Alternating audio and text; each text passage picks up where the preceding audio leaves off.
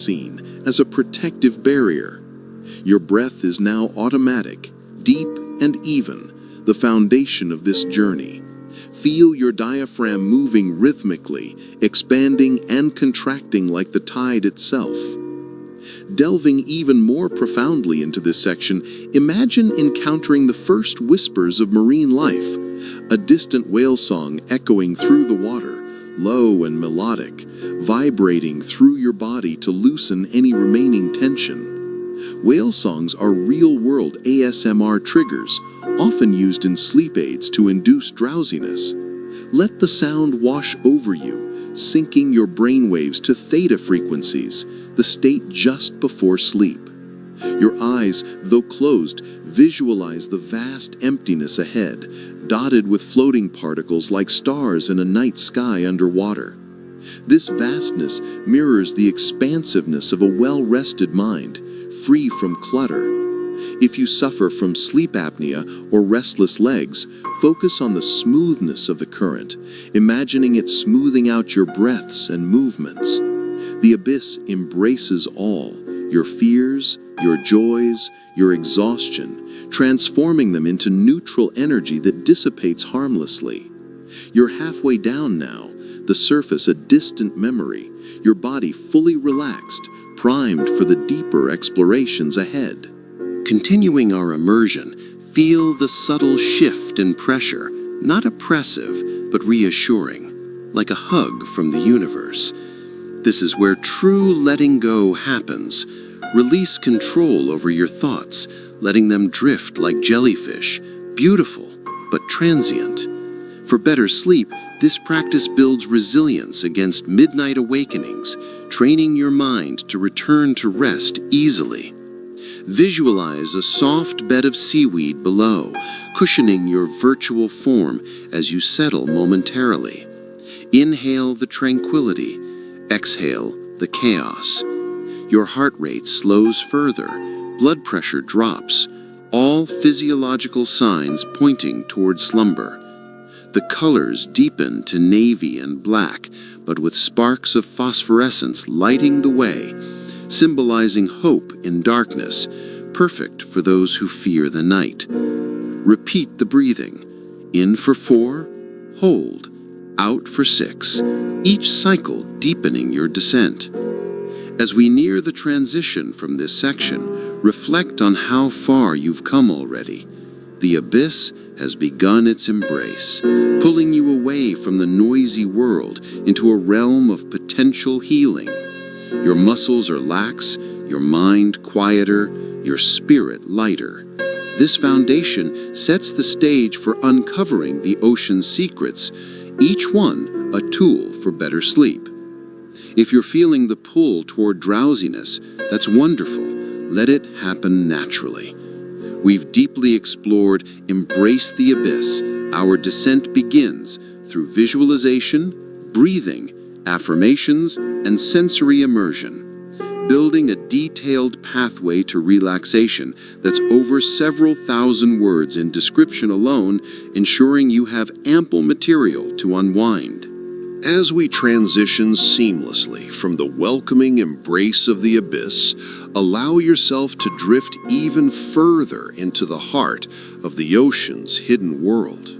You've descended now into a realm where the light from above has softened to a twilight glow, filtering through layers of water like a dreamlike veil. This is Whispers of the Deep, Unseen Life, a sanctuary teeming with invisible wonders that exist beyond the reach of human eyes, yet they pulse with vitality all around you. For those struggling with sleep, tossing and turning as your mind replays the day's chaos or anticipates tomorrow's demands, this section invites you to attune to the subtle, rhythmic hum of life beneath the waves. These whispers are nature's own lullaby, designed to quiet the overactive thoughts that sabotage your rest. Feel the water cradling you gently, your body weightless and supported, as if floating in a cosmic hammock. Your breath continues its steady rhythm. Inhale peace for 4 counts, hold for 4, Exhale tension for 6.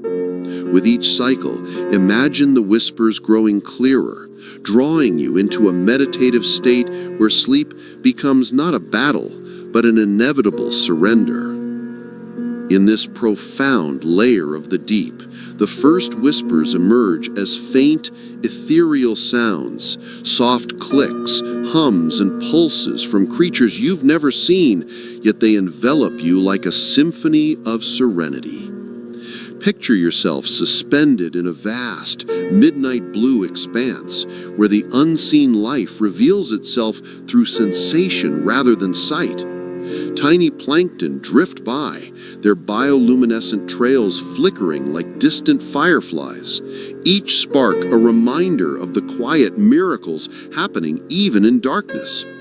For insomniacs, this imagery serves as a powerful distraction technique, shifting focus from internal noise to external wonder.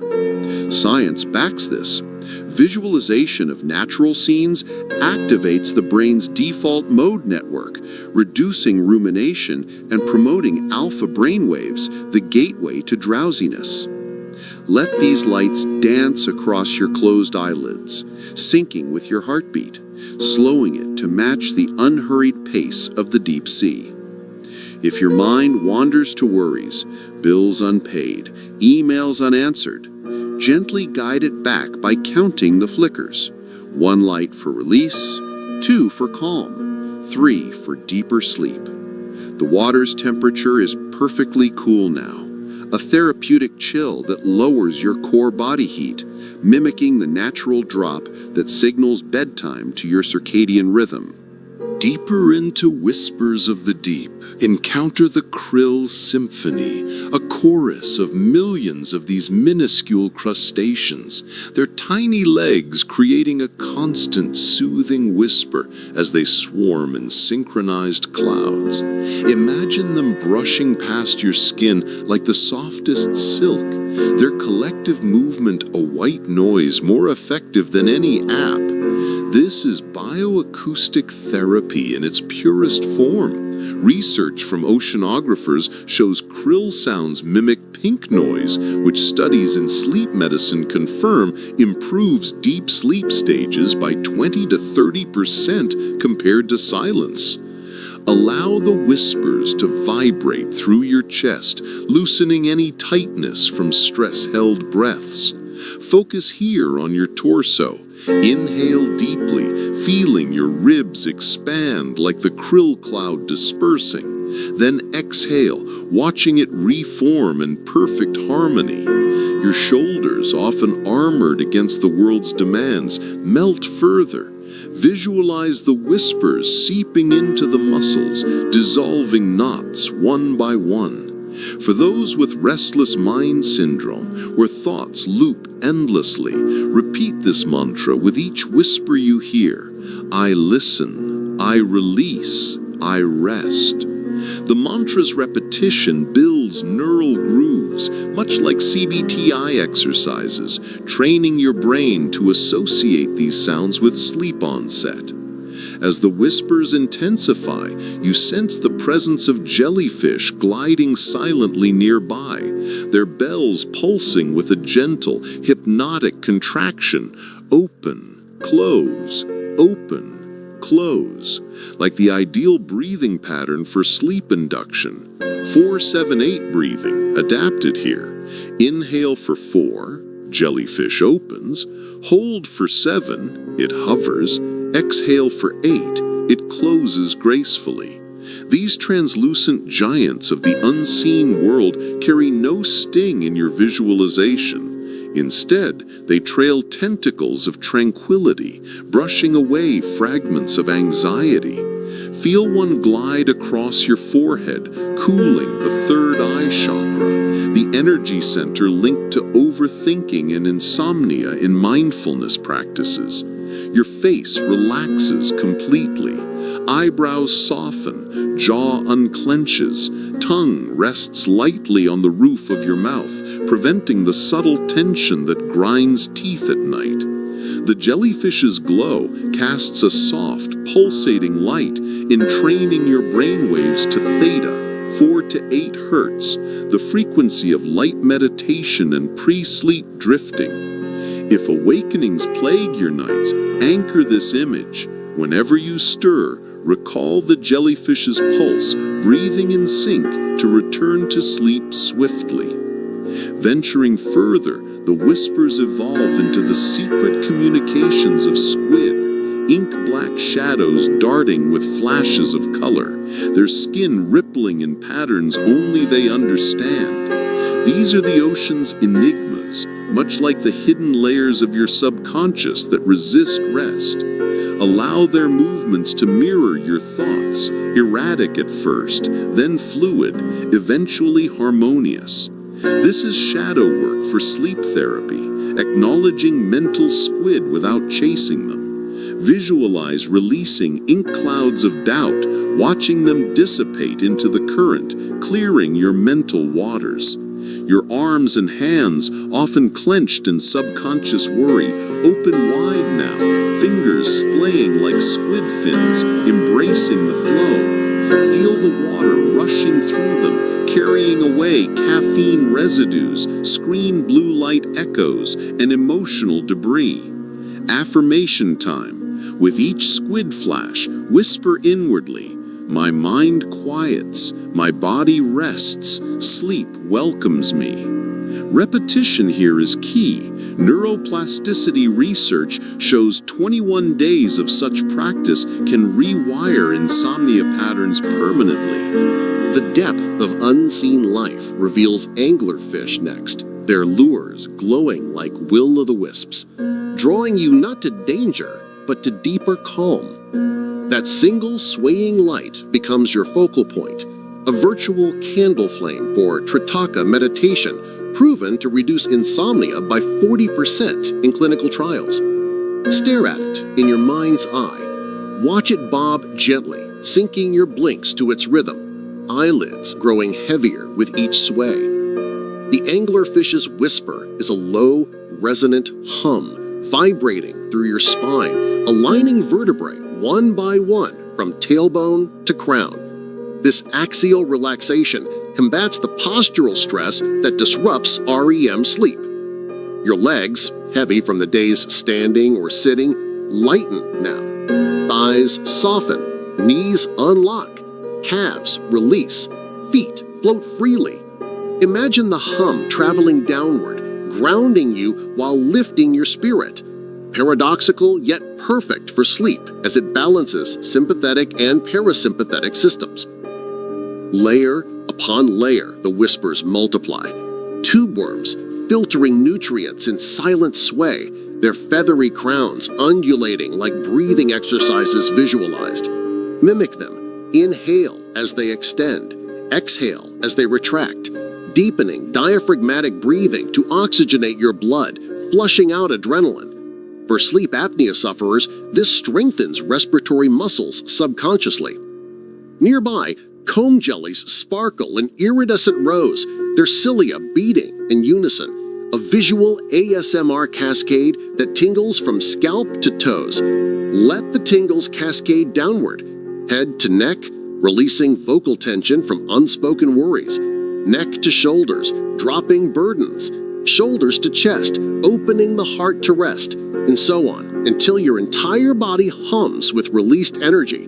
This progressive tingling is somatic experiencing, a trauma release method adapted for everyday sleep hygiene. Deeper still, encounter the Midnight Zone's true unseen maestros, vampire squid, flipping their cloaks of bioluminescent webs to startle prey. But here, they weave webs of dreams for you. Watch the webs expand and contract, trapping fleeting thoughts like flies, dissolving them into sparkles that fade away.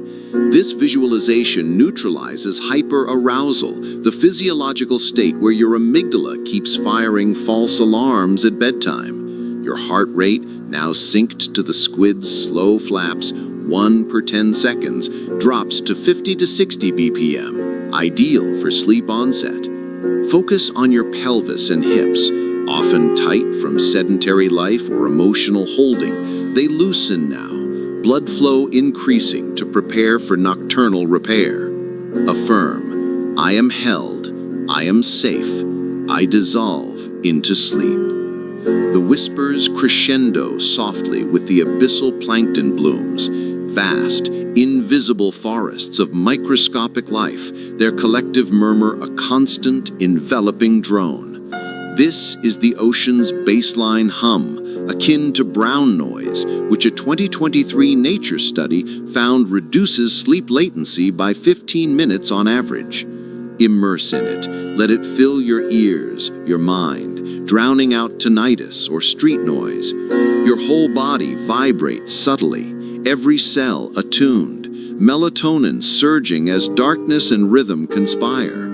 For chronic insomniacs, layer in gratitude. With each bloom's pulse, thank your body for this moment of peace. One for breath, one for heartbeat, one for the whispers themselves. As we explore the nuances of these unseen lives, notice how they coexist without conflict. Krill feeding jellyfish, squid evading anglerfish, all in delicate balance. Mirror this in yourself. Let worries coexist briefly, then release them to the current. Extended sensory immersion. Feel the water's salinity on your skin. Taste the faint brininess in your inhales. Hear the multi-layered whispers blending into one voice saying, "Sleep now." Your pineal gland activates, decalcifying mentally as you visualize calcium deposits washing away, enhancing natural DMT-like dream states for restorative sleep. Further into this section, the whispers reveal microbial symphonies, bacteria colonies glowing faintly, their metabolic dances fueling the entire ecosystem. Microscopic yet mighty, they teach humility. Your sleeplessness is but one tiny wave in life's ocean. Visualize them colonizing your gut-brain axis, balancing serotonin, 95% produced there, for mood-stabilized sleep. Breathing shifts to belly-focused, hand on abdomen. Feel it rise like a bacterial bloom, fall like its gentle fade. This resets vagus nerve tone, lowering inflammation linked to poor sleep. Encounters multiply, siphonophores, colonial organisms appearing as single entities but comprised of specialized clones. Metaphor for your fragmented mind reuniting in rest. Each polyp whispers a body part, one for eyes, resting, one for mind, quieting. Float through their chain, integrating wholeness. Then, the glass squid's transparency becomes see-through yourself, thoughts visible yet harmless, passing like clouds. Hours seem to pass in minutes here, time dilation for sleep training. Whispers evolve, from clicks to songs, to worms to whale fall ecosystems, where bones nurture life post-death, symbolizing renewal after exhaustion. Visualize your whale fall, daily stresses decomposing into nutrients for tomorrow's energy. For vivid depth, imagine specific species. The loose-jawed dragonfish's red beam piercing darkness, illuminating hidden fears to dissolve them. Its whisper, a guttural purr, massaging your throat, easing swallow-related awakenings. Nearby, the stoplight loose-jaw pulses, red, green, red. Traffic light for sleep. Green, go deeper. Red, release thought. Green, again. The viperfish's protruding teeth become gentle combs, untangling neural knots. Its lure whispers secrets. You are enough. Feel it comb from crown to soles, aligning energy meridians per acupuncture principles for insomnia relief. Deeper, the barrel eye fish's transparent dome reveals a 360-degree view. Gain this for your mind. See thoughts from all angles, neutering their power. Its whisper, panoramic calm, reducing vigilance that keeps you awake. Gigantactus barnezi's escalating lure draws you to megafauna whispers, colossal squid hearts beating slowly, once per minute, sinking yours. Feel your pulse match. Thump. Long pause. Thump. Inducing bradycardia for sleep. Whispers layer into polyphony, plankton bass note, krill mid, squid highs, whales lows, full spectrum sound bath. Hum along inwardly, throat vibrating, releasing thyroid tension affecting metabolism and sleep. For personalization, if anxiety is your thief, focus on Dumbo octopi's ear flaps, flapping worries away like butterfly wings. Visualize attaching yours, flapping off fears. If pain disrupts, sea cucumber's water vascular system inspires fluid movement. Imagine channels opening, pain flowing out. For overthinkers, nautilus shell chambers, each a past thought sealed, new chamber for present peace. Extended affirmations cascade. 100 variations, but start with 10 cycles. Whispers guide me. Unseen life supports me. I hear only peace. Body scan redux. Toes hear krill clicks, tingling. Ankles feel jelly trails, loosening. Knees squid ink, cooling. Thighs angler glow, warming gently. Hips vampire webs, cradling. Abdomen plankton digesting day. Chest comb jellies, easing heart. Shoulders siphonophores, burdenless. Neck glass squid, transparent calm. Jaw viperfish comb, unclenching. Face borrow alley view, serene. Scalp gigantactus lure, crowning peace. Narrative vignettes. You drift past a krill nursery, babies pulsing in unison. Your inner child rests too. Or, a squid inks a memory black, then currents whisk it away, gone forever. Sensory expansion. Smell iodine whispers, taste salt crystals dissolving on tongue. Touch filament brushes, see phosphorescence afterimages, hear harmonic overtones. Physiological cues. Yawn now? Good. Oxytocin release. Heavy limbs? Melatonin rising. Mouth watering? Parasympathetic dominance. Transition prep. Whispers fade to echoes, preparing for sunken sentinels. You've absorbed unseen life's vitality. Now ancient secrets await. As the ethereal whispers of unseen life fade into a resonant echo, like the final notes of a lullaby dissolving into silence, you find yourself drifting gently downward once more, carried by an invisible current toward the ocean floor.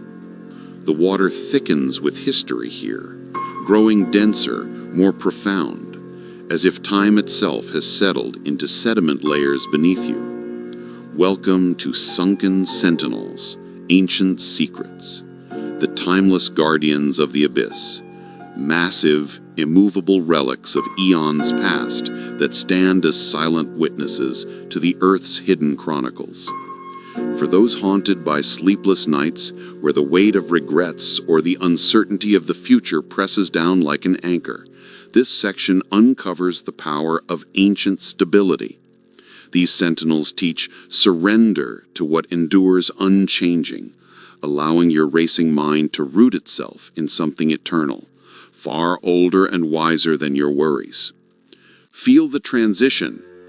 The playful flickers of bioluminescence dim, replaced by the soft, diffused glow emanating from colossal structures rising from the darkness. Your body, already profoundly relaxed from our descent in whispers, sinks heavier now, as if magnetized to the seafloor. Your muscles liquefying, bones turning to liquid lead in the most comforting way. Anchor your breath here. Inhale for 5 counts, drawing in the ancient wisdom. Hold for 5, absorbing it into your cells. Exhale for 7, releasing the ephemeral chaos of modern life. This 5-5-7 rhythm evokes the slow geological pace of these sentinels, proven in breathwork studies to extend slow-wave sleep by enhancing vagal tone and reducing sympathetic overdrive. The first sentinels emerge as towering hydrothermal vents, black smokers spewing mineral-rich plumes in rhythmic pulses, ancient geysers born 4 billion years ago, cradles of life itself. Picture them as colossal chimneys of obsidian glowing with inner fire, their superheated waters up to 400 degrees Celsius, yet not boiling under pressure, venting in cycles that mirror your own breath. For insomnia sufferers, this is elemental therapy. The vent's stability, unmoved for millennia, counters the instability of fragmented sleep. Float before one now, feeling the warm updraft buffet you gently, like a thermal blanket rising from below. Visualize the minerals crystallizing on your skin: iron for grounding, manganese for calm, hydrogen sulfide transforming your mental toxins into harmless vapor. Inhale the imagined scent, faintly sulfurous, earthy, purging respiratory stagnation that contributes to sleep-disordered breathing. Your feet touch soft sulfurous mud first, toes spread, rooting like vent bacteria into the sediment, drawing up stability. Ankles sink in, calves follow, knees, each joint releasing as if forged anew in volcanic fire. Affirmation cascade begins. I am ancient. I am enduring. I am rooted in peace. Repeat 10 times, each iteration slowing your pulse by syncing to the vent's plume cycle, 1 puff per breath. Deeper into the Sentinel's domain, encounter the shipwrecks, ghostly hulks of wooden galleons and steel freighters encrusted with barnacles and coral, their masts leaning like weary elders sharing tales. These are time capsules of human folly and resilience, sunk yet eternally preserved. For those whose minds replay past mistakes at 3 a.m., visualize boarding one, the Titanic's grand staircase, algae-draped and serene, or a Spanish galleon spilling gold doubloons that no longer hold value. Creak through corroded decks, hearing the wood groan softly, a deep, resonant ASMR that vibrates through your sternum, loosening chest tightness from grief-held breaths.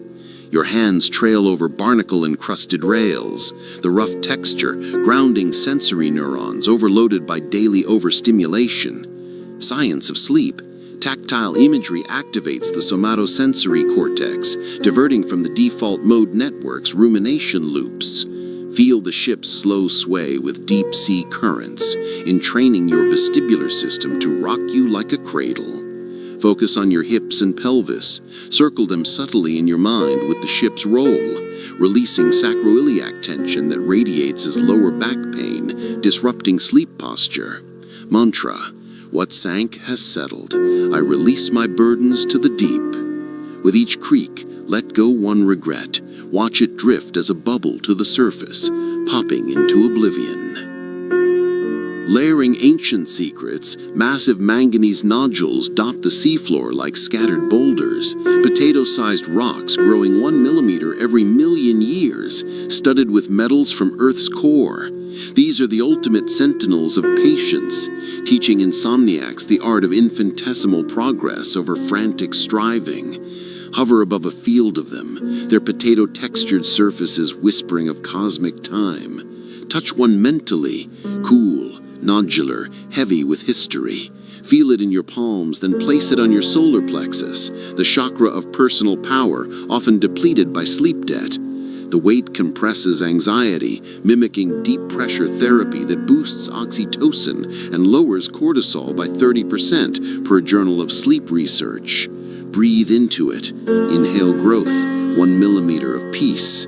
Exhale erosion, 1 worry worn away. Your abdomen softens, intestines uncoiling from IBS-like night cramps triggered by stress. Visualize nodules multiplying under you, forming a bed. Your spine aligns perfectly atop them, vertebrae stacking like geological strata. For spinal insomnia, pain-wake cycles, trace each nodule's growth rings in your mind, counting backward from 100 million years, a natural countdown, lulling you toward delta waves. Further along, the sentinels reveal themselves as submerged mountains, seamounts capped with extinct volcanoes, their slopes teeming with ancient sponge gardens swaying in slow motion. Imagine Guyot atolls, flat-topped from coral erosion, now deep submerged paradises. Drift into a sponge forest, massive barrel sponges, yellow and purple, filtering water like living lungs, each pore a portal to purification. For respiratory sleep issues, sync your breath to their filtration. Inhale as they expand, drawing in fresh prana. Exhale as they contract, expelling stagnant chi.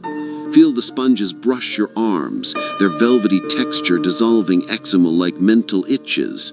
Your shoulders, guardians of carried loads, drop fully now. Visualize sponges absorbing the weight, growing taller with your released tension. Extended body scan, elbows sponge soften, forearms filter clean, wrists unclasp, fingers fan like sponge branches. Affirm, I filter the past, I grow in the present, I rest eternal.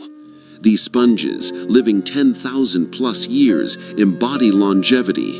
Invoke their lifespan to extend your own deep sleep phases.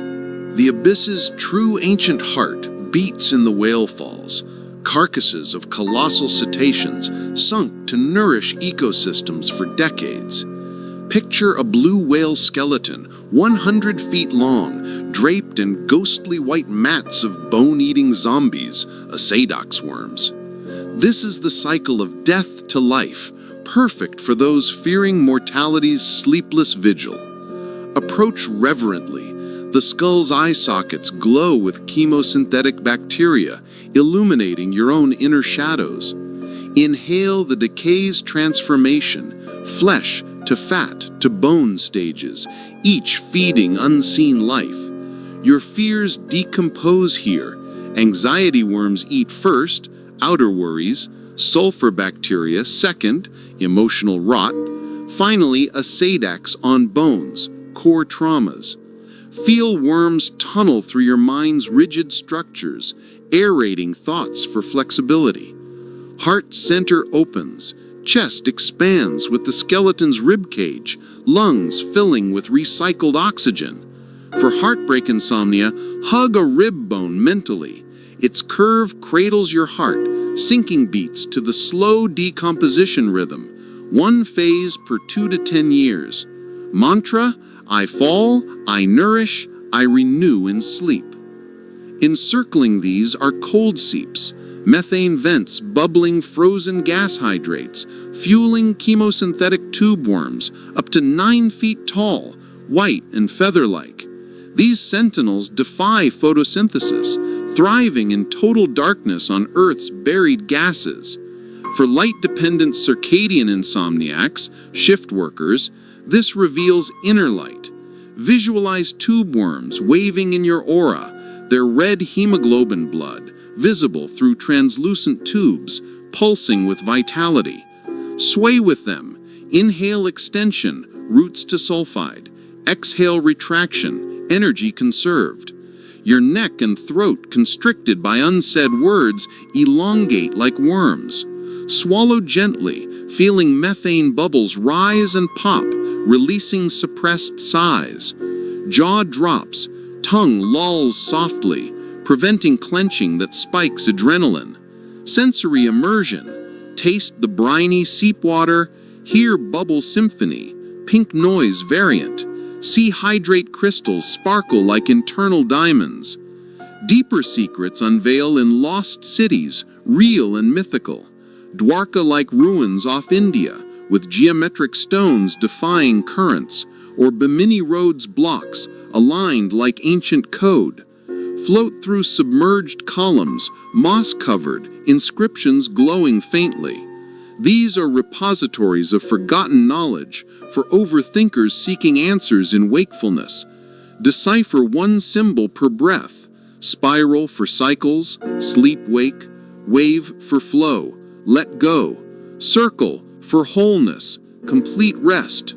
Your forehead smooths as third eye activates, pineal gland decalcifying with imagined seawater rinse. Brain fog lifts, replaced by lucid clarity, preparing lucid dreams. Petrified forests emerge, submerged logs from prehistoric continents now C4 monoliths encrusted with life. Touch petrified wood, silica-replaced cells whisper of transmutation, your carbon worries turning to quartz resilience. For fibromyalgia sleep pain, feel silica penetrate muscles, crystallizing tension into inert beauty. Legs mineralize softly, thighs quartz calm, shins fossil still, feet rooted eternally.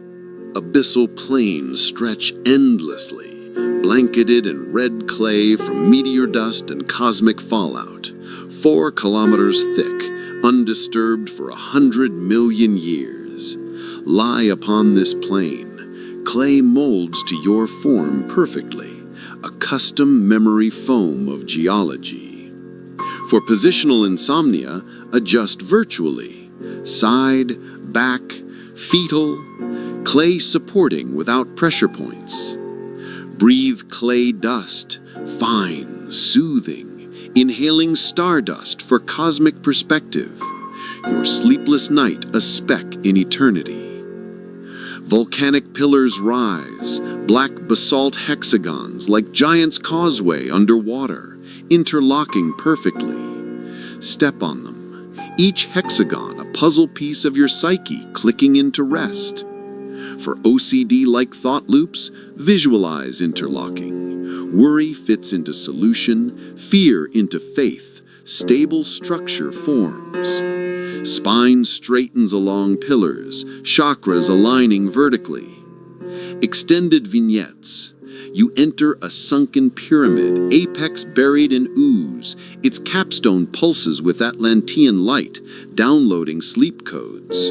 Or a megalith circle, dolmens framing the moon's filtered beam, aligns your circadian clock to lunar tides. Affirmation marathon.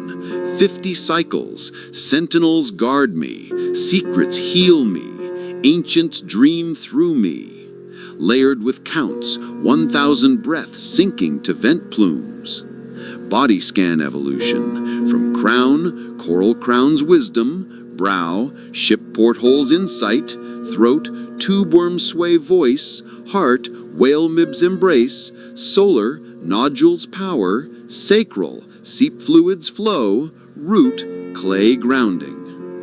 Sensory depth, smell mineral tang, taste metallic silt, touch incrustation grit, hear seismic rumbles, infrasound for delta induction, see rune glows etching eyelids. Physiomarkers, drool, deep relaxation, twitches, neural reset, warmth in extremities, circulation optimized for REM. Narrative arcs, hero's journey through sentinels, call, descent, trials, facing relics, boon, secrets absorbed, return, awaken, sleep. For variance, anxiety, focus vents, eternal fire, inner strength. Depression, whale falls, renewal. Pain, sponges absorb. Overthinking, ruins decode. Cumulative immersion, hours in minutes. Sentinel's time warp compresses insomnia into myth. As ancient secrets integrate, sentinels fade to silhouettes, their wisdom etched in your subconscious. Body, leaden bliss. Mind, hushed reverence. Sleep, inevitable.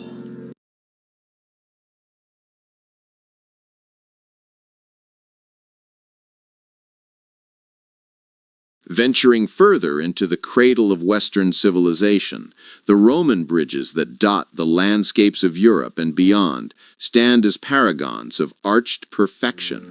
Their semicircular or segmental designs, allowing spans far longer than primitive beam structures, as seen in the Alcantara Bridge over Spain's Tagus River, completed in AD 106 under Emperor Trajan, with its 6 soaring arches reaching 194 feet in height, inscribed with dedications that speak of eternal glory, yet now enveloped in the quietude of olive groves and rolling hills, where the warm Iberian breeze carries whispers of the legions that once crossed it, inviting modern visitors to linger on its parapets and let worries dissolve like morning mist.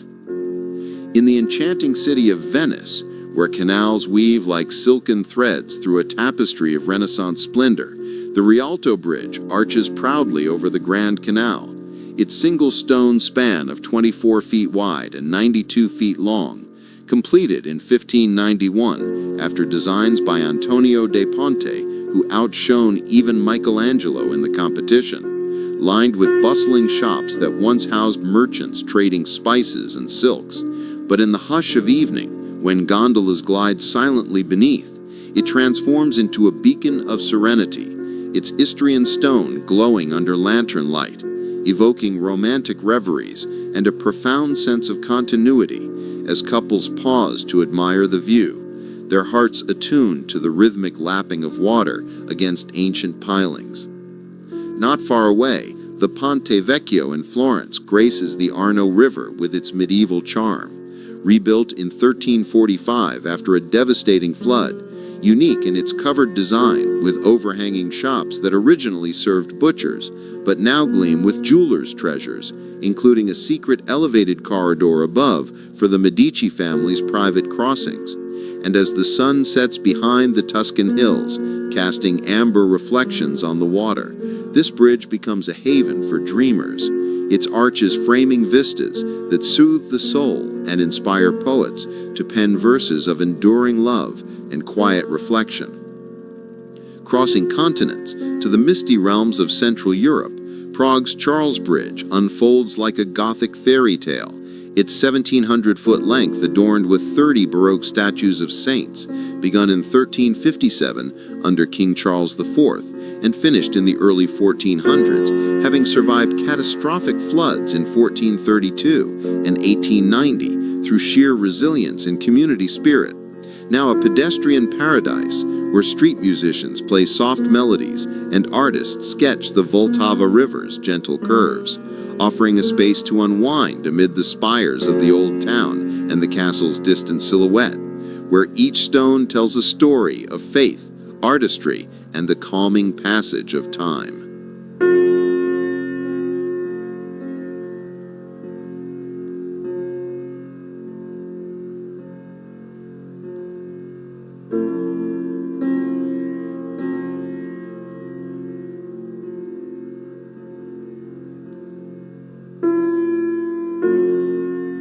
Even in the rugged terrains of Texas, historic bridges like the 1870 Waco Suspension Bridge over the Brazos River evoke a sense of pioneer tranquility. Its 475-foot span, once the longest west of the Mississippi, designed by John A. Roebling before his Brooklyn Bridge fame, with monumental brick towers rising like ancient sentinels, now repurposed as a pedestrian walkway, flanked by lush parks where families picnic under shady oaks, the river's lazy flow providing a backdrop for relaxation and introspection on America's frontier heritage.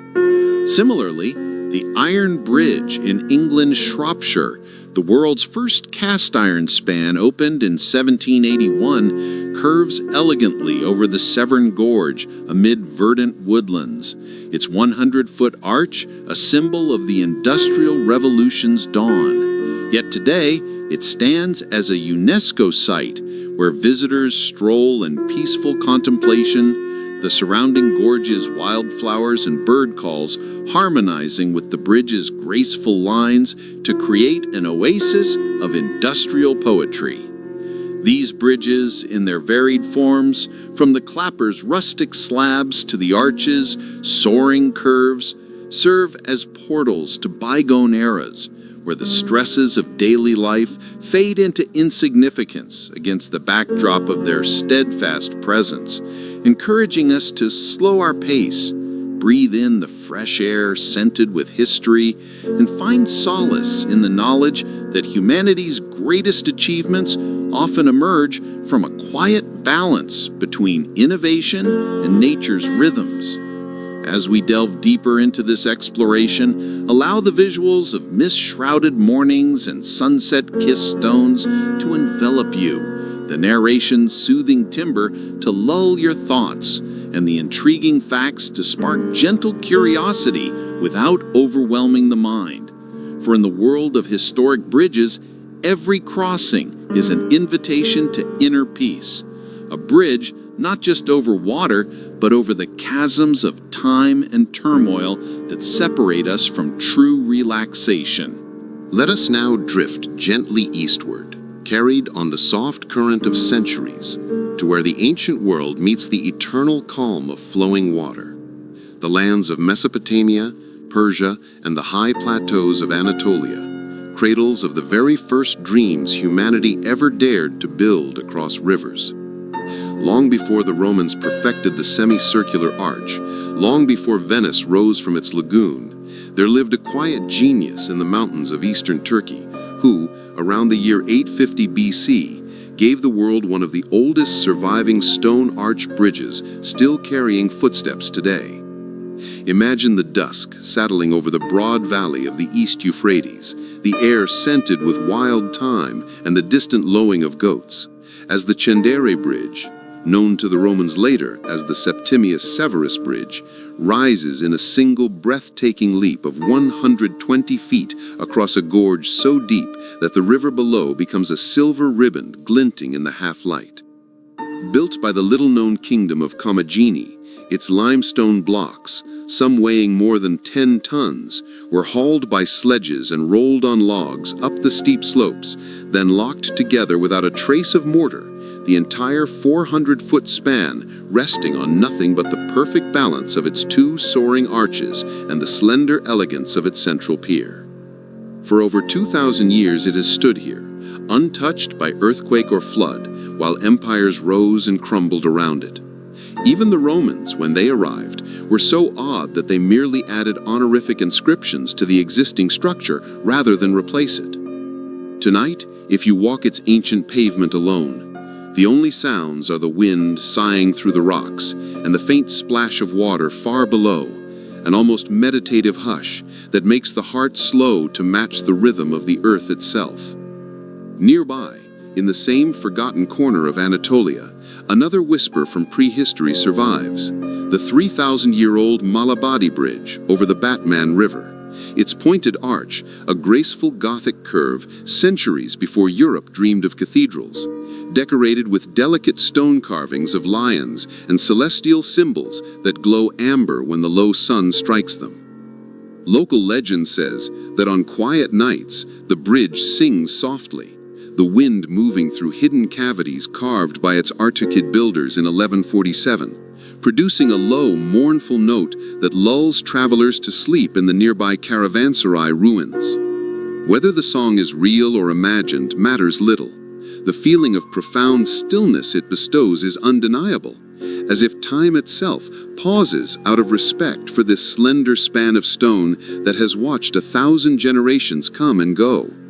Further along the Silk Road, where the mountains of Iran fold into endless layers of rose and violet at twilight, we find the masterpieces of the Safavid era, bridges so perfectly proportioned they seem to have grown out of the river rather than been built over it. The Kaju Bridge in Esfahan, completed in 1650 under Shah Abbas II, is not merely a crossing, but a palace suspended above the Zayende River, its 23 arches reflected so flawlessly in the still water that the entire structure appears as an endless circle of stone and sky. By day, it is a thoroughfare. By night, when the lanterns are lit and the water gates beneath are opened, it becomes a symphony of gentle cascades, the sound of water pouring over the steps designed specifically to create soothing music for the citizens strolling above. Shahs and poets would sit for hours in the octagonal pavilions built into the bridge's thickness, sipping tea while the river's song washed away the cares of empire. Even now, when the Zayende sometimes runs dry in drought years, the bridge keeps its promise of peace. Families gather on its broad walkway, sharing quiet conversation beneath the stars, the cool stone beneath them holding centuries of the same ritual. A few miles downstream stands its elegant sibling, the Sio Sepol, the bridge of 33 arches, its elongated form stretching nearly 1,000 feet like a leisurely sigh across the water.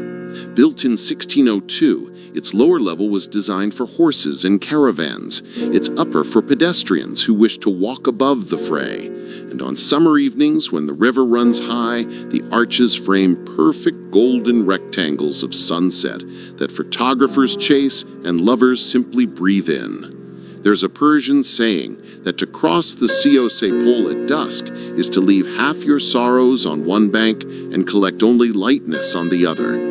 Whether folklore or truth, the feeling is palpable, an almost physical loosening of the chest as the cool river breeze rises through the arches and the day's heat dissolves into memory. Still traveling east, we arrive at the serene mountain kingdom of Bhutan, where the tradition of building bridges is considered a sacred act of compassion. In the hidden valley of Punakha, suspended high above the rushing turquoise confluence of the Po Chu and Mo Chu rivers, sways one of the most tranquil structures on earth, the Punakha Cantilever Bridge, reconstructed faithfully to its 17th century design after storms repeatedly claimed earlier versions. No nails, no mortar, only interlocking wooden beams and stones. Prayer flags fluttering in every color of the rainbow, their gentle flapping the only sound besides the river's low chant far below. Monks in maroon robes cross it daily without hurry, spinning handheld prayer wheels, and the bridge answers with a soft creaking that feels like the valley itself breathing.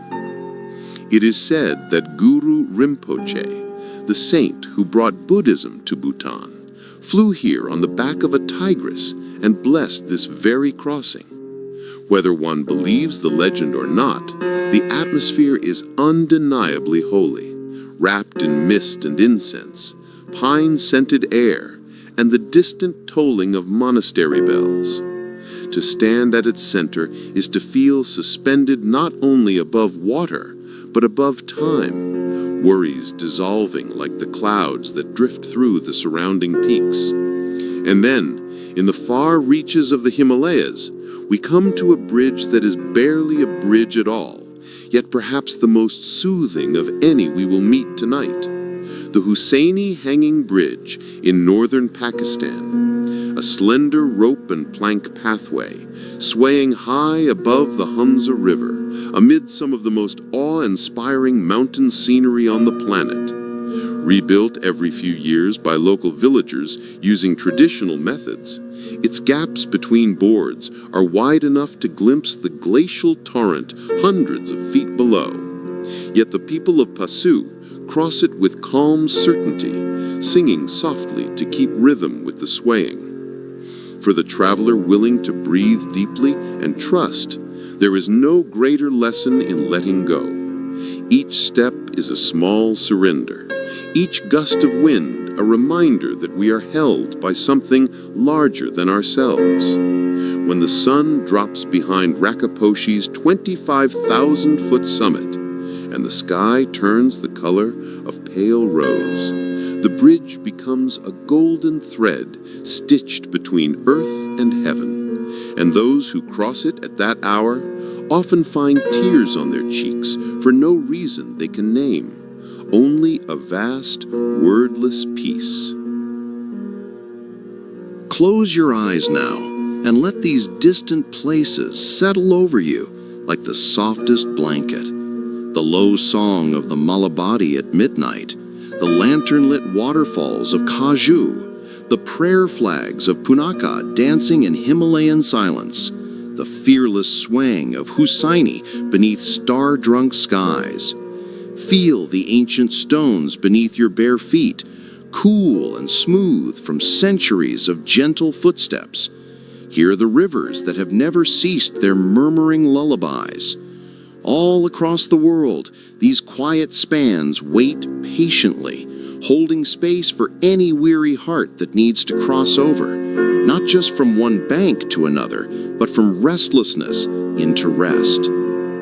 Let the night deepen around you now, soft and velvet dark, as we drift northward from the high Himalayas into the mist-shrouded valleys and silent forests of medieval Europe, where bridges were not merely built, but prayed into being. Each stone laid with the hush of monks chanting psalms and the slow turning of seasons. There is a place in central France, hidden among the folded green hills of the Creuse department, where time itself seems to have fallen asleep on a cushion of moss, the Pont du Diable at Croc, one of more than 40 French bridges that carry the name Devil's Bridge, yet none feels more gently haunted than this one. Built sometime in the late 1200s by an unknown master mason, it is a single, impossibly slender Gothic arch that rises 98 feet above a quiet stream no wider than a village lane. Legend says the villagers tried for years to span the ravine, and every attempt collapsed at moonrise, until one desperate night they made a bargain with the devil. He would build the bridge in one night if he could claim the first soul to cross it. At dawn, the span stood perfect, luminous in the pale light, but when the devil came to collect, the clever villagers sent a cat across with a bell around its neck. Enraged, he tried to destroy his own work, but could not. The arch was already consecrated by morning birdsong and the laughter of children. Whether you believe the tale or not, the bridge today is a sanctuary of perfect stillness. On windless evenings, the water below barely moves, reflecting the arch so flawlessly that the structure appears as a complete stone circle floating in air. Sit on the low parapet with your legs dangling over centuries of silence, and the only sound is the occasional plop of a trout rising for flies and the soft rustle of beech leaves overhead. Even the swallows that nest in the crevices seem to fly more slowly here, as though reluctant to disturb the peace. A few hundred miles north, in the misty dawn of the Scottish Highlands, another bridge waits like a sleeping dragon curled over its loch, the Carbridge Packhorse Bridge, built in 1717 to allow funeral processions to reach Duthel Church in all weathers. Its single high arch, now softened by 2 centuries of moss and lichen the color of sage and amber, soars above the Dulnane River in a graceful hump that makes every photograph look like a watercolor painting left out in the rain. The river beneath is rarely more than knee-deep, yet it sings with a soft, continuous murmur that Highland grandmothers say is the voice of the old ones still making their slow way to burial. In autumn, when the birch and rowan turn gold and crimson, the bridge becomes a frame for drifting leaves that spin lazily downward like tiny bright boats, and the air smells of peat smoke and wet stone. There is a bench, little more than a fallen slab, halfway across, where generations of walkers have paused to listen to that water music, eyes closed, shoulders loosening as though an invisible hand were smoothing the knots from their backs. On the rare nights when the aurora borealis unfurls its green silk overhead, the arch glows faintly with reflected light, and those who stand here swear they feel the centuries gently rocking them a child. Further still, into the deep pine forests of southern Germany, we find a bridge so small and perfect it seems to have been built by woodland spirits rather than men. The Raketsbrücke in Kromlaw Park, completed in 1860 as a deliberate folly, a razor-thin parabola of basalt stones that forms a perfect circle with its own reflection in the still lake below. The local count who commissioned it forbade anyone to walk across, believing the circle must never be broken. And even today, a discreet sign asks visitors to admire from the shore. On calm mornings when the mist rises in slow spirals from the water, the bridge appears to float in mid-air, a stone moon caught between earth and sky. Dragonflies hover above the surface, kingfishers flash electric blue, and the only movement is the almost imperceptible drift of fallen pine needles settling onto the water like golden snow. People speak in whispers here without meaning to. The place insists on reverence the way cathedrals once did. Couples who come at twilight often find themselves holding hands without remembering who reached first, breathing in unison with the quiet that is deeper than any silence they have ever known. And then, when the moon is full and high, let us slip across the North Sea to one of the most tender bridges ever conceived by human hearts, the little wooden footbridge on the estate of Sissinghurst Castle in Kent, England. Built in the 1930s by Vida Sackville-West and Harold Nicholson as part of their legendary garden. It is barely 15 feet long, painted the softest white, arched just enough to let a narrow stream pass beneath, and overhung by cascades of old roses and clematis that drop their petals onto the planks in summer. Vida wrote of sitting here on sleepless nights, listening to the water and the faint rustle of night creatures, letting the scent of damp earth and blooming nicotiana wash the ache of longing from her chest. Today, visitors are asked to cross one at a time so the old boards do not groan too loudly, and almost everyone obeys without being told twice. There is something about the hush of the place that makes hurry feel obscene. If you pause in the center and rest your forearms on the rail, you can feel the faintest tremor of the stream flowing beneath, a vibration so gentle it is more memory than movement, as though the bridge itself has a heartbeat slowed to the pace of deep sleep. These small, half-forgotten bridges of Europe, the ones that never carried armies or emperors, only villagers, mourners, lovers, and dreamers, hold a different kind of serenity from the grand monuments we met earlier. They are not triumphs over nature, but quiet conversations with her. They do not shout eternity, they whisper it, the way a lullaby is whispered into a child's hair. No trumpets, no inscriptions, no guidebooks crowding the parapets, just stone or wood shaped by hands that understood the holiness of simple passage, and water that has never stopped singing the same 2 or 3 notes for 1,000 years. Sit with them in your imagination now. Let the moss cool your cheek, the rose petals brush your wrist, the highland stream carry your thoughts downstream like bright leaves. Feel the centuries settle around your shoulders, not as weight, but as warmth, the way a heavy quilt feels when you finally surrender to sleep. When rain begins, and in this forest it begins softly, like someone remembering a lullaby, the water does not fall on you. It is caught and redirected by the living roof, trickling down the outer roots in perfect silver threads that never touch the path. People say that if you enter the tunnel carrying anger or grief, the banyan slowly absorbs it the way it absorbs sunlight, and by the time you emerge on the far side, your shoulders have lowered without your permission, and your breath has found the same slow rhythm as the dripping roots. Now let the lantern dim further until its glow is only a memory, and we drift across centuries to feudal Japan, where bridges were designed not for speed but for contemplation. In the gardens of Kyoto, the Togetsukyo Bridge, Moon Crossing Bridge, has arched over the Oyu River since 836, though the present wooden span dates to the 1600s. It is deliberately narrow, forcing every passerby to slow almost to stillness, and the railing is worn satin smooth by millions of reverent hands. At night, when the lanterns along the banks are lit and the mountains beyond turn indigo, the bridge becomes a dark silhouette against the moon's reflection in the water. And the sight is so perfectly balanced that poets have wept here for 1,000 years. Basho himself paused on this very span in 1689, brush in hand, and wrote nothing at all for a long while. Later, he simply noted that the moon seemed to hesitate before crossing, unwilling to disturb the silence.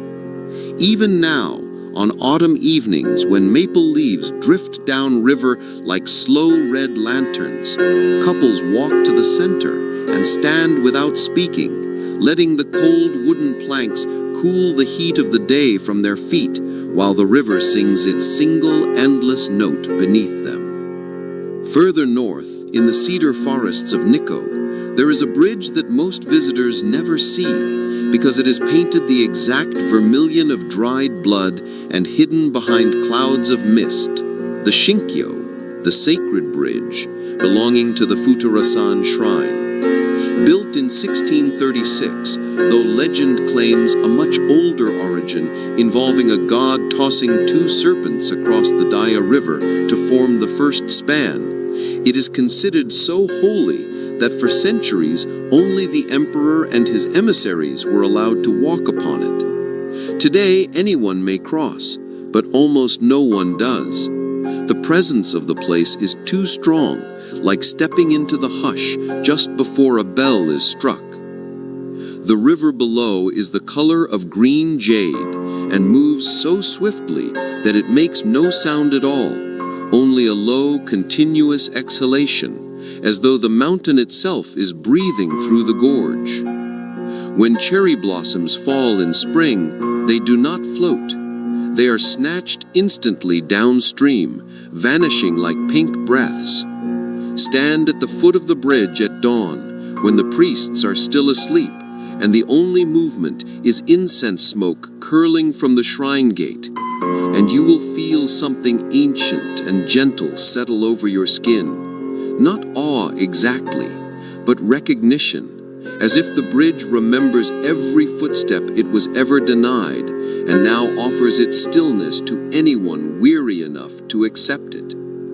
You presumably know that 2 centuries ago, the 2 serpents were killed and replaced by this carved bridge, too. Or did I imagine that? And finally, tonight, let us visit one last living bridge that belongs to no continent at all, only to the human heart.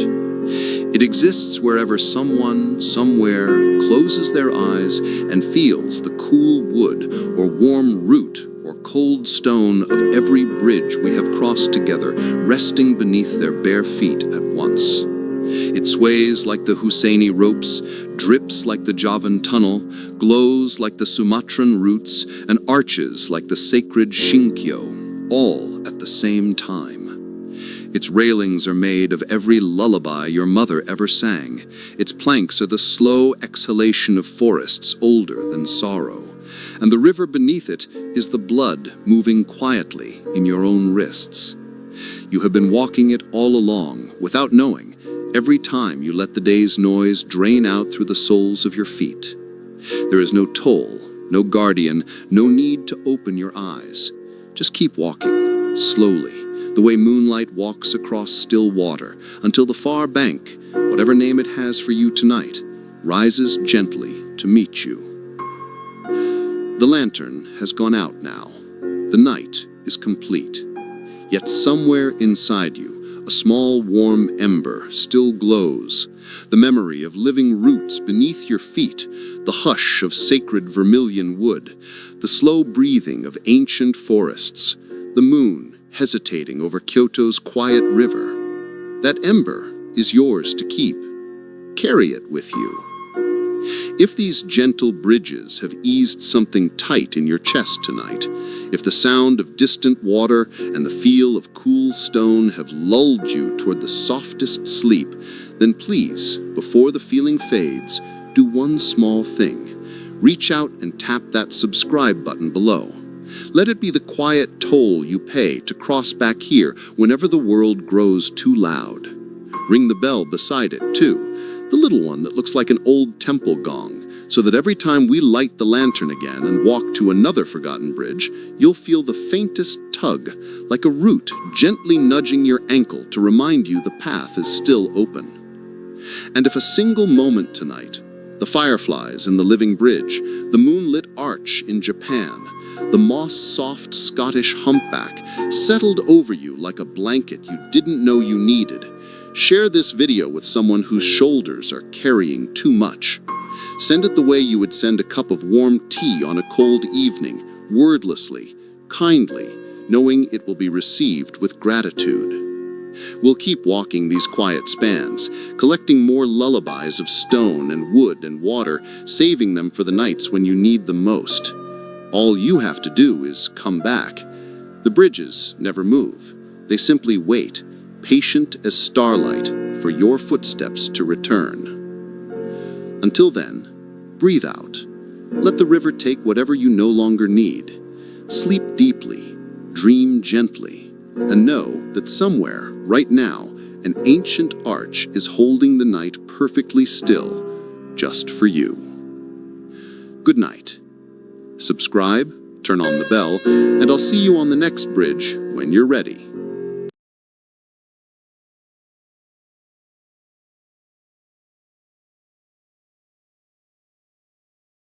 In the gentle hush of the night sky, where stars whisper secrets older than time itself and your weary mind seeks the soft embrace of slumber, imagine lying beneath the same canopy that ancient eyes once traced with quiet wonder, constellations charted not in haste, but in peaceful communion with the cosmos.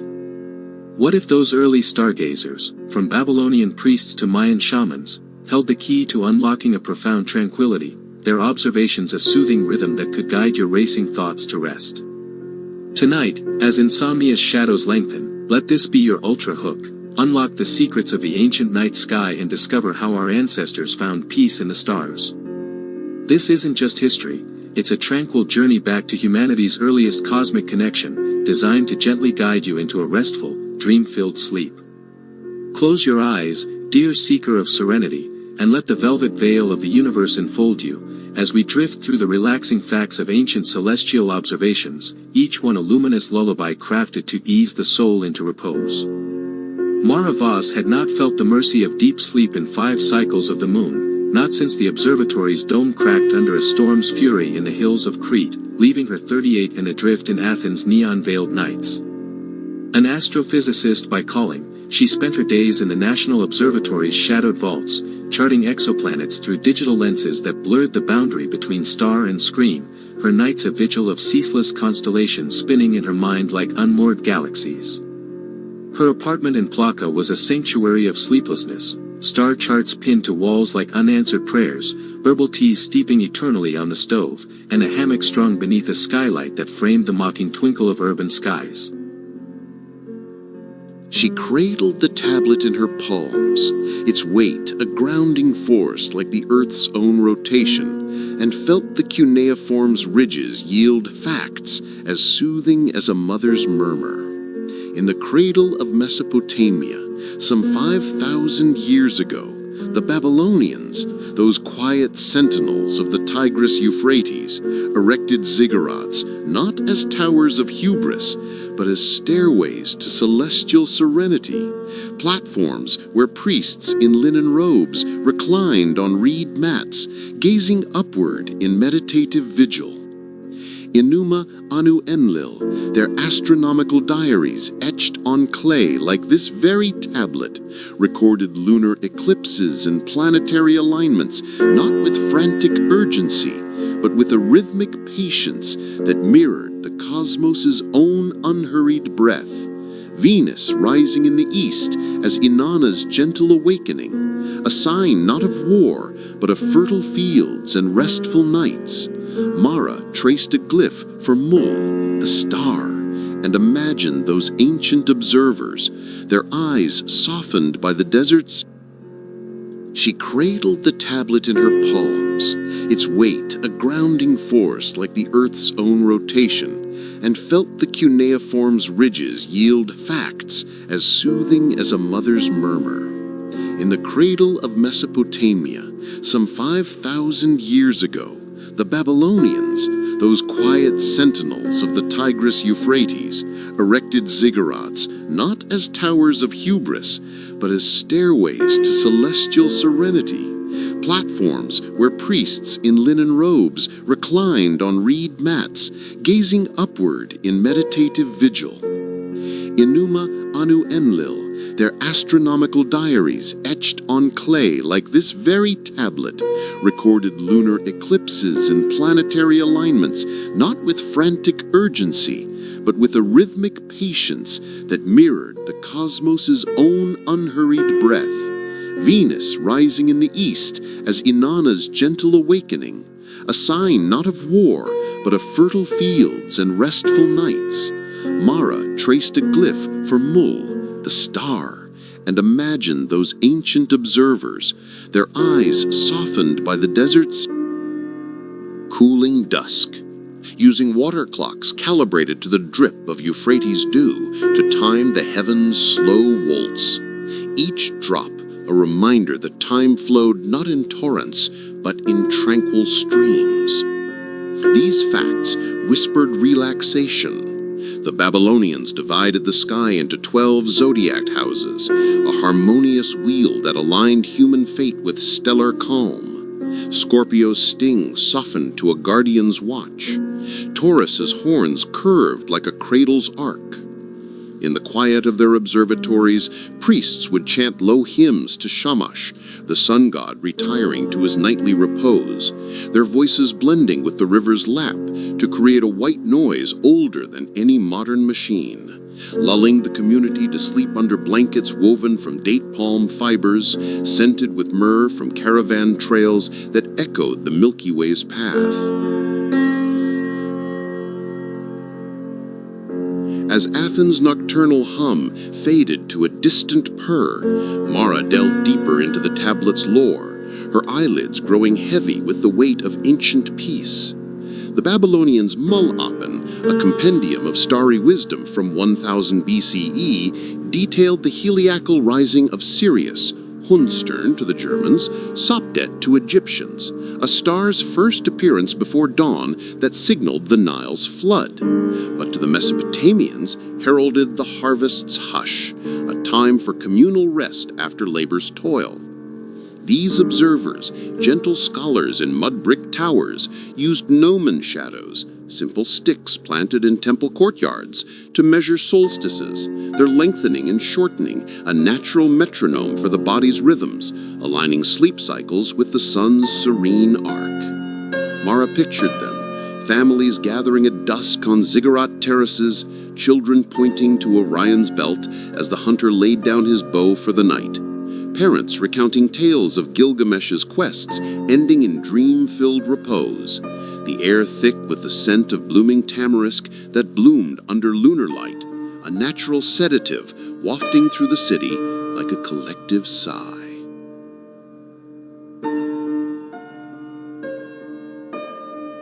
One soothing fact unfurled like a scroll. The Babylonians mapped 36 decans, star groups rising every 10 days, each a guardian of the night's thirds, ensuring that observations were brief, meditative pauses rather than exhaustive vigils, allowing the watcher to retire with the assurance that the cosmos kept its own quiet watch. In this rhythm, insomnia yielded. Priests would retire to reed huts, lulled by the Euphrates' murmur, their dreams informed by the stars' positions, turning wakeful worries into celestial stories of eternal balance. The tablet's warmth seeped into Mara's palms as the city's lights dimmed, revealing stars through her skylight that echoed those ancient maps. In Egypt's contemporaneous skies, the priests of Heliopolis, those serene surveyors of the Nile's floodplains, erected obelisks as solar gnomon, their granite tips gilded to catch Ra's first ray, marking equinoxes with shadows that fell like gentle invitations to rest. The Djoser pyramid's step design, aligned to the cardinal points, observed through simple Merkhet instruments, plumb lines and sighting sticks, created sacred spaces where pharaohs could commune with the stars in meditative solitude, the night's cool air a balm for royal restlessness. Mara felt her breath slow to match the imagined cadence of those observations. A priest at Karnak, reclining on a mat of papyrus, noting the helical rise of Sopdet to predict the inundation, a flood not of chaos, but of fertile renewal, a cosmic signal to release the day's labors into night's embrace. These facts soothed like a herbal poultice. The Egyptians divided the night into 12 hours of varying length, observed through decan stars rising on the horizon. Each hour a chapter in a nocturnal book where the soul wandered freely in dreams, guarded by the jackal-headed Anubis, whose constellations ensured no spirit strayed too far from repose. In the quiet temples, astronomers would whisper invocations to Thoth, god of wisdom and the moon, their voices blending with the Nile's lap to create a symphony of serenity, lulling the community to sleep under canopies woven from lotus fibers, scented with frankincense that bloomed under lunar light, a natural sedative wafting through the valley like a collective sigh. As the first gray of pre-dawn touched her window, Mara cradled the tablet closer, its cuneiform yielding more tranquil truths from the Indus Valley's ancient watchers. In Mohenjo-Daro's brick observatories, circa 2500 BCE, the Harappans, those gentle artisans of urban harmony, aligned their streets to the solstices, their great bath a pool reflecting the moon's phases, a site for communal stargazing where families reclined on terracotta ledges, tracing the lunar cycle with fingers dipped in henna, a ritual that synchronized community sleep with the heavens' rhythm. These observations, etched on seals of steatite soft as whispered promises, mapped the Pleiades' rise to herald the monsoon, a reign not of tumult, but of renewal's hush, allowing villagers to retire with the assurance of bountiful fields and peaceful dreams. Mara imagined them, elders in cotton dhotis, children at their knees, noting the alignment of Sirius with the Great Bath's outlet, a simple hydraulic marvel that drained into the Indus, its flow a metaphor for releasing daily tensions into night's current.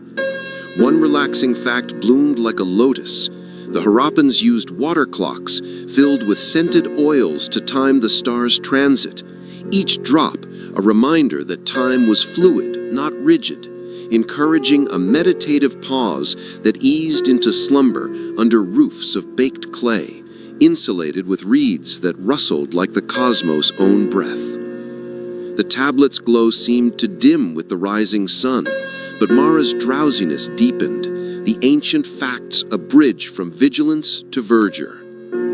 Across the Pacific, the Mayans of Chichen Itza, those serene scribes of the Yucatan, built El Caracol, a snail-shaped observatory aligned to Venus's extremes, its windows framing the planet's helical risings as Kukulkan's feathered serpent descending in light, a spectacle not of fear, but of cyclical calm, signaling harvest rest.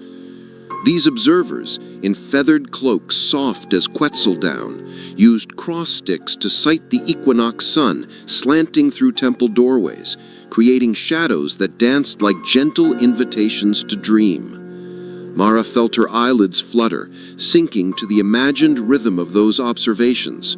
A priest on the pyramid's summit, reclining on a mat of woven sisal, noting the zenith passage when the sun stood directly overhead, casting no shadows, a moment of perfect balance where the soul could release its burdens into the midday hush, now transposed to her midnight vigil.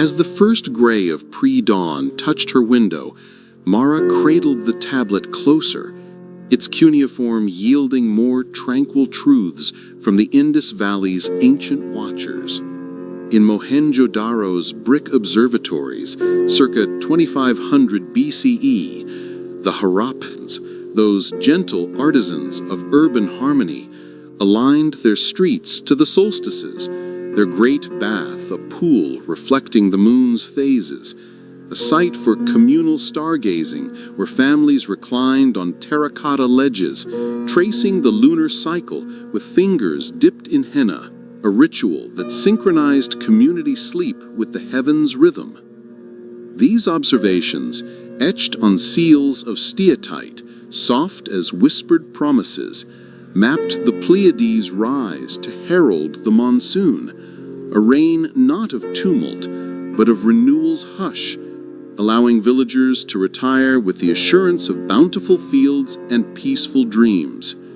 Mara imagined them, elders in cotton dhotis, children at their knees, noting the alignment of Sirius with the Great Bath's outlet, a simple hydraulic marvel that drained into the Indus, its flow a metaphor for releasing daily tensions into night's current. One relaxing fact bloomed like a lotus. The Harappans used water clocks filled with scented oils to time the stars' transit, each drop a reminder that time was fluid, not rigid, encouraging a meditative pause that eased into slumber under roofs of baked clay, insulated with reeds that rustled like the cosmos' own breath. The tablet's glow seemed to dim with the rising sun, but Mara's drowsiness deepened, the ancient facts a bridge from vigilance to verdure. Across the Pacific, the Mayans of Chichen Itza, those serene scribes of the Yucatan, built El Caracal, a snail-shaped observatory aligned to Venus's extremes, its windows framing the planet's heliactical risings as Kukulkan's feathered serpent descending in light, a spectacle not of fear, but of cyclical calm, signaling harvest rest. These observers, in feathered cloaks, soft as Quetzal down, used cross sticks to sight the equinox sun slanting through temple doorways, creating shadows that danced like gentle invitations to dream. Mara felt her eyelids flutter, sinking to the imagined rhythm of those observations. A priest on the pyramid's summit, reclining on a mat of woven sisal, noting the zenith passage when the sun stood directly overhead, casting no shadows. A moment of perfect balance where the soul could release its burdens into the midday hush, now transposed to her midnight vigil.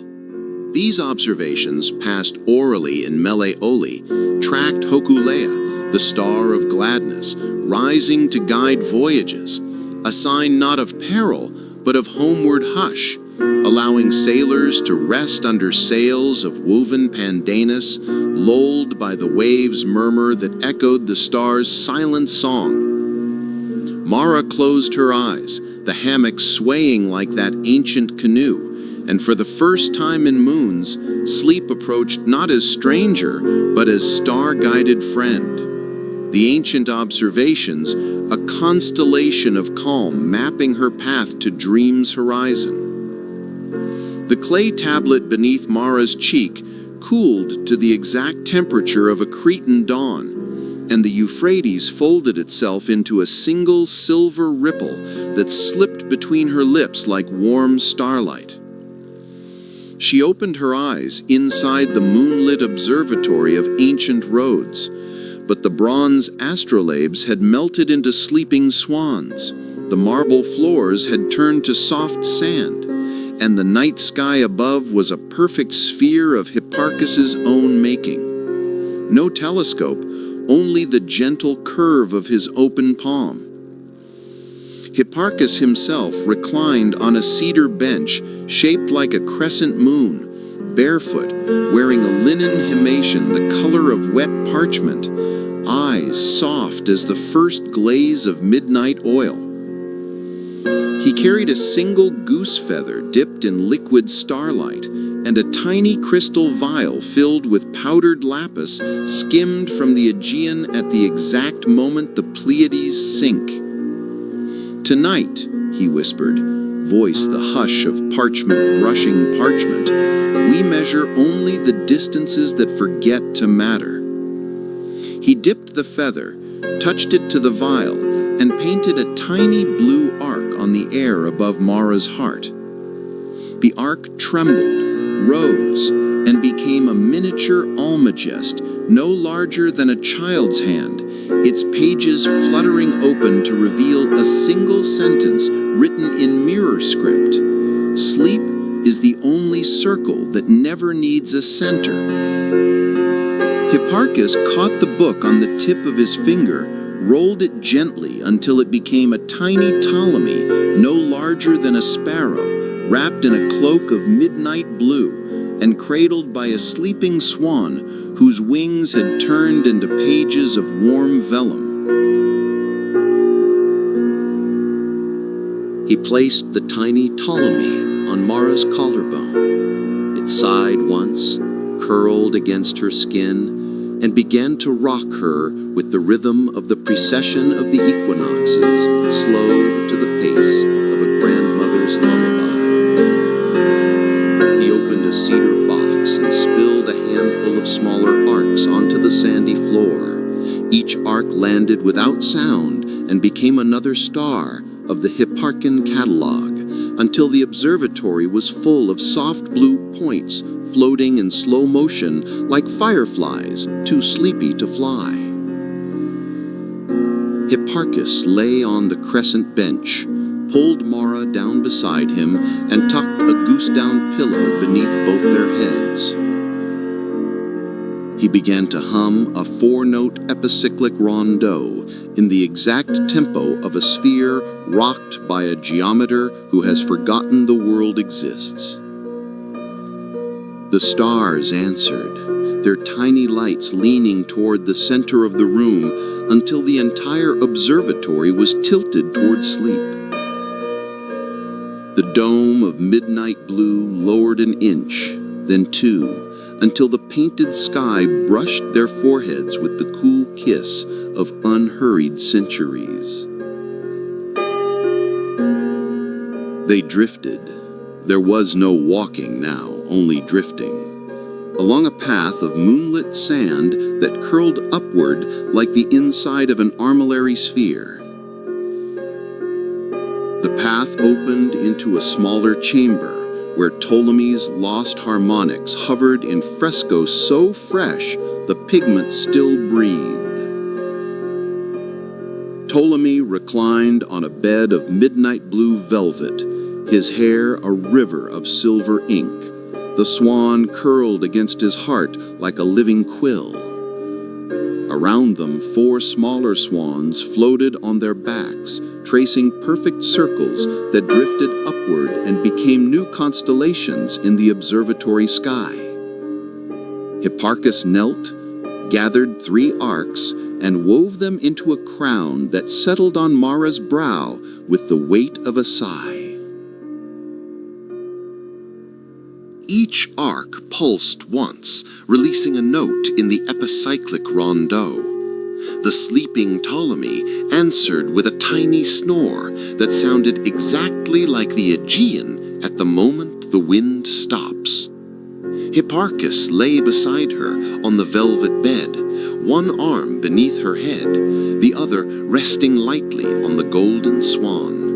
He began to hum the missing third part, and every star in the new constellations dimmed to embers. The velvet bed lifted an inch off the sandy floor, rocked once, twice, 3 times, and became a sphere of warm midnight blue floating on a sea of liquid lullabies. The swans folded their wings and curled into the folds of Mara's nightgown like friendly kittens. The sandy floor smoothed itself into satin. The dome of midnight blue exhaled one long, luxurious breath and rolled over in its sleep. Hipparchus whispered the final secret of the ancient sky. Every circle I ever drew was a promise to someone who had forgotten how to close her eyes. He tucked the goose feather behind both their ears, began to hum the rondeau in reverse, and every star answered until the observatory was a choir of stellar hush. The sphere rocked, the constellations dimmed, the night exhaled and tucked them in. When Mara awoke, Rhodes had folded itself into the goose feather now tucked behind her ear. The feather was warm, fragrant, humming. On her brow, the arc crown had become a single silver droplet that smelt of warm parchment and distant bells.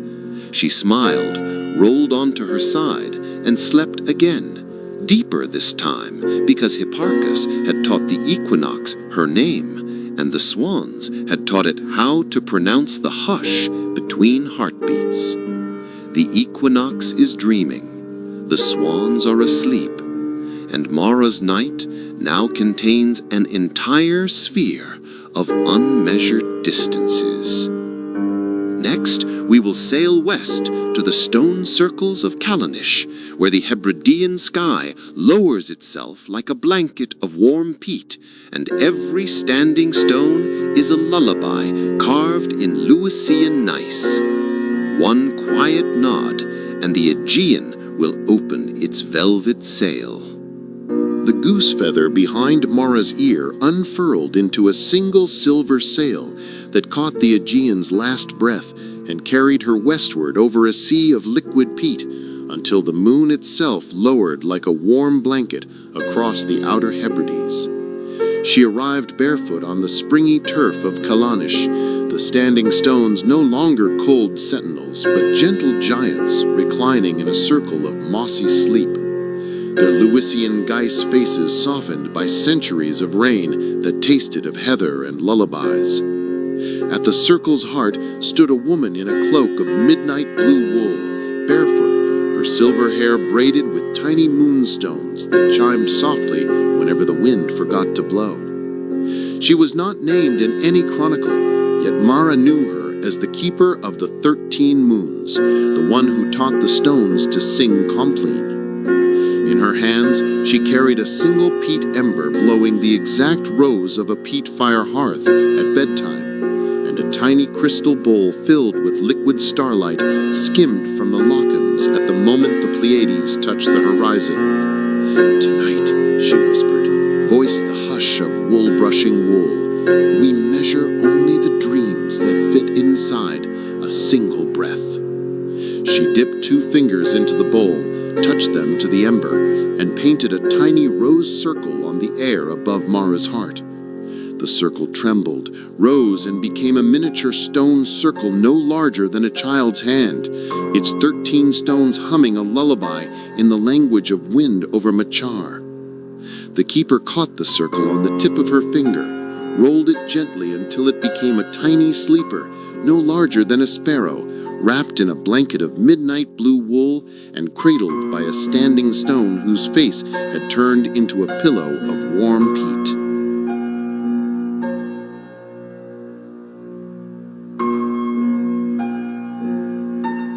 She placed the sleeper on Mara's collarbone. It sighed once, curled against her skin, and began to rock her with the rhythm of the Hebridean tide, slowed to the pace of a grandmother's breathing. She opened a woven creel and spilled a handful of smaller rose circles onto the turf. Each circle landed without sound and became another moonstone, until the avenue of stones was full of soft rose lights, floating in slow motion, like fireflies too sleepy to fly. The keeper lay on the springy turf, pulled Mara down beside her, and tucked a goose-down pillow of swansdown and heather beneath both their heads. She began to hum a 4-note keening in the exact tempo of a peat fire settling into ember, and the stones answered, their ancient voices leaning toward the center of the circle until the entire avenue was tilted toward sleep. The sky of midnight blue lowered an inch, then two, until the painted constellations brushed their foreheads with the cool kiss of unhurried centuries. They drifted. There was no walking now, only drifting, along the avenue of moonlit stones that curled outward, like the inside of a nautilus shell carved from peat.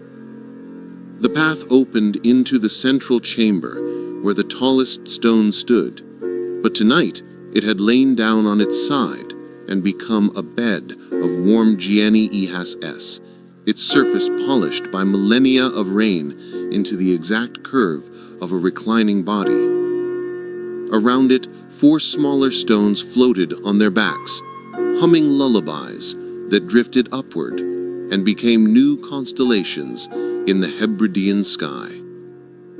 The keeper knelt, gathered 3 moonstones, and wove them into a crown that settled on Mara's brow with the weight of a sigh. Each moonstone pulsed once, releasing a note in the keening. The sleeping tallest stone answered with a tiny snore that sounded exactly like the Atlantic at the moment the tide turns.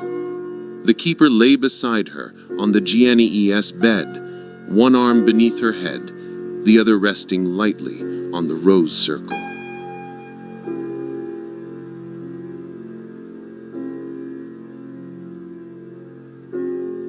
She began to hum the missing third part, and every star in the new constellations dimmed to embers. The nice bed lifted an inch off the turf, rocked once, twice, 3 times, and became a coracle of warm peat floating on a locan of liquid lullabies. The moonstones folded their glow and curled into the folds of Mara's nightgown like friendly selkies. The turf smoothed itself into satin. The sky of midnight blue exhaled one long, luxurious breath and rolled over in its sleep. The keeper whispered the final secret of the 13 moons. Every stone I ever raised was a promise to someone who had forgotten how to close her eyes. She tucked the peat ember behind both their ears, began to hum the keening in reverse, and every moonstone answered until the avenue was a choir of rose-lit hush. The coracle rocked, the constellations dimmed, the night exhaled and tucked them in. When Mara woke, Kalanish had folded itself into the peat ember now tucked behind her ear. The ember was warm, fragrant, humming. On her brow, the moonstone crown had become a single rose droplet that smelled of warm wool and distant bells. She smiled, rolled onto her side, and slept again. Deeper this time, because the keeper had taught the tide her name, and the stones had taught it how to pronounce the hush between heartbeats. The tide is dreaming, the moonstones are asleep, and Mara's night now contains an entire avenue of rose-lit lullabies. Next, we will sail south to the Nazca Desert, where the great geoglyphs open their eyes only to close them again. And every line in the sand is a blanket stitched from starlight and warm pampa wind. One quiet nod, and the Atlantic will open its velvet coracle. The peat ember behind Mara's ear flared once, rose gold, and the exact hush of a desert wind that has forgotten how to blow. And the coracle of warm peat dissolved into a single grain of Nazca sand that slipped between her lips like warm starlight. She opened her eyes inside the great geoglyph of the hummingbird, but the bird was no longer etched in limestone. It was reclining on a bed of soft pampa grass, wings folded into blankets of midnight blue wool, its beak tucked beneath one wing like a child who has finally remembered how to nap. At the bird's heart stood a woman in a cloak of woven vicuña, the color of moonlit sand. Barefoot, her silver hair braided with tiny quartz crystals that chimed softly whenever the wind remembered to breathe. She was not named in any chronicle, yet Mara knew her as the weaver of the lines, the one who taught the desert to dream in straight, gentle strokes. In her hands, she carried a single quartz needle, glowing the exact rose of a desert dawn, and a tiny crystal bowl filled with liquid starlight skimmed from the pampa at the exact moment the Southern Cross touches the horizon. "Tonight," she whispered, voice the hush of sand brushing sand, "we draw only the lines that forget to end." She dipped the needle, touched it to the bowl, and painted a tiny rose line on the air above Mara's heart. The line trembled, rose, and became a miniature Nazca spider, no larger than a child's hand, its 8 legs curled into perfect paragraphs of sleep.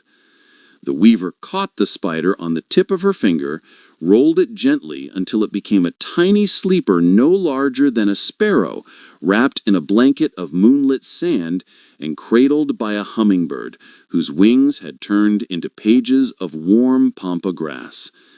She placed the sleeper on Mara's collarbone. It sighed once, curled against her skin, and began to rock her with the rhythm of the desert wind slowed to the pace of a grandmother's breathing. She opened a woven chuspa and spilled a handful of smaller rose lines onto the pampa. Each line landed without sound and became another quartz crystal until the entire geoglyph was full of soft rose lights floating in slow motion like fireflies too sleepy to fly.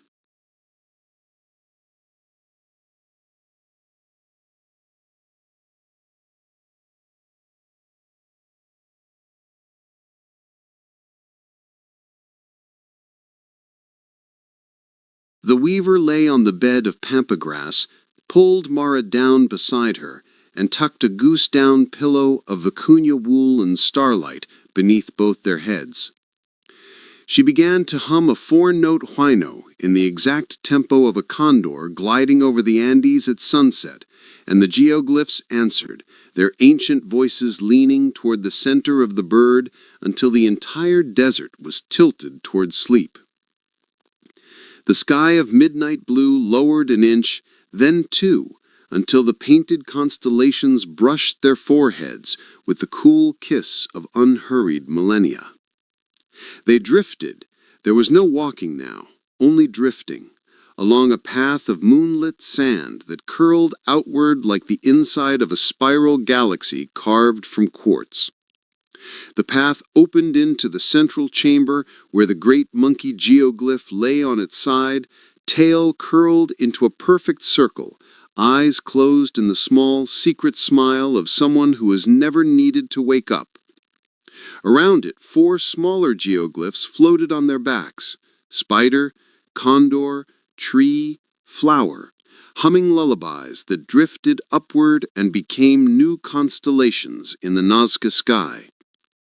The weaver knelt, gathered 3 quartz crystals, and wove them into a crown that settled on Mara's brow with the weight of a sigh. Each crystal pulsed once, releasing a note in the huayno. The sleeping monkey answered with a tiny snore that sounded exactly like the pampa wind at the moment the stars stopped moving. The weaver lay beside her, on the monkey's tail, one arm beneath her head, the other resting lightly on the rose line.